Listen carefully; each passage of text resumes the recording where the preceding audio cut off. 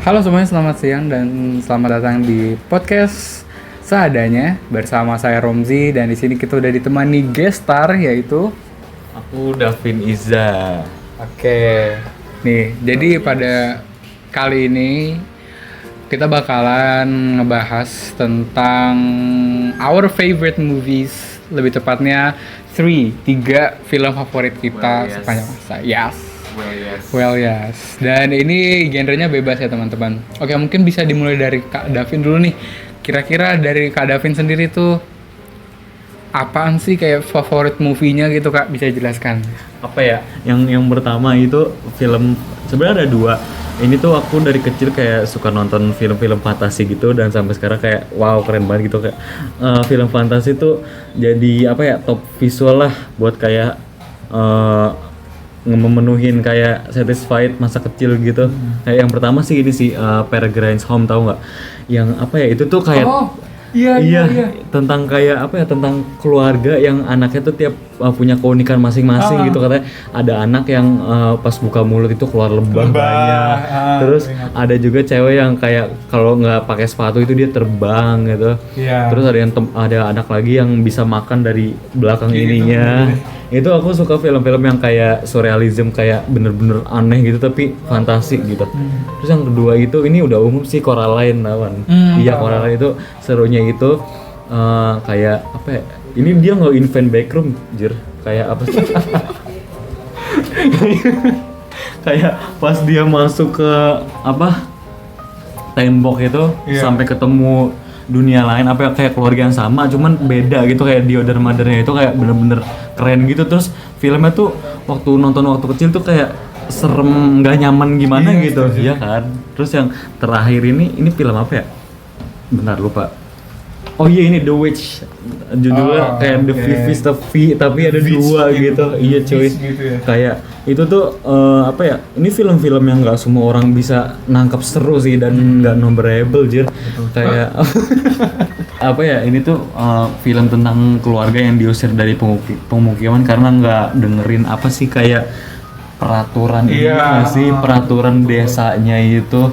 Terus ujung-ujungnya kan kayak keluarganya tinggal di apa, di alam gitu kalau nggak salah, dan kayak memuja apa sih, yang ada scene yang dimana keluarganya itu muja sama hutan di depannya itu. Iya, itu tuh kayak bener-bener dikucilin sama orang-orang di situ karena membangkang lagi tuh lama kepercayaan di situ. Terus akhirnya ujung-ujungnya juga anak yang, ini spoiler dikit sih, kayak anak yang religius banget, ternyata dia yang paling kena sama apa, penyihirnya itu, witch-nya itu. Dan ini kayak apa ya, sinematografinya, terus kayak penempatan kameranya, terus audionya juga itu nggak ada jump scare, nggak ada apa ya, kalau horor tuh nggak ada musik-musik tense gitu, kayak tiba-tiba berubah ya padahal suaranya tenang gitu. Aku sendiri juga suka banget. Iya kan, retweet sumpah.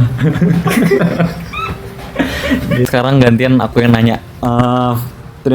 Tiga film favorit juga. Yang pertama tuh kira-kira apa? Oke.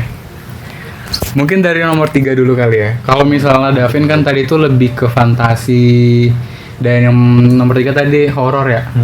Kalau aku sendiri tuh sebenarnya lebih ke drama gitu. Kalau misalnya sebenarnya aku juga suka fantasi dan horor, tapi kalau yang buat top 3 itu cenderung lebih drama. Kecuali yang ketiga itu ada film The Face of Night. Ini mungkin nggak tahu ya, kayaknya nggak pernah dengar. Kalau lihat visualnya pasti tahu. Oke. Nah, The Face of Night ini tuh ceritanya tentang kayak sci-fi alien gitu, kurang lebih. UFO sih lebih utamanya. Kalau situ aku sendiri tuh lebih suka ke visualnya pasti, dan itu tuh aku paling ingat lagi nonton bareng keluarga. Jadinya kayak momennya beda aja sendiri gitu kalau The Face of Night ini. Itu memorable nggak? Enggak. Sama sekali enggak. Itu slow burn parah, dan jangan dibawa nobar ya teman-teman. Enggak tahu, kayak sebenarnya filmnya juga enggak yang sebagus itu juga gitu. Lebih ke kayak nggak semua orang nangkep atau boring? Oh, boring. Gue bisa bilang itu boring, tapi gue suka karena ininya sih, memorinya sih, karena nobar bareng bapak gitu. Nobar bareng bapak, iya. Terus yang kedua itu ada filmnya Disney yaitu Cloud. Oh, Cloud. Iya, Cloud apa Clouds gitu, gue lupa dah. Nggak pernah nonton. Pokoknya dia tuh ceritanya tentang kayak musisi yang menghabiskan akhir hayatnya dengan membuat lagu-lagu yang akhirnya ternyata hits gitu, dan itu kanker, dan ini based on true story gitu.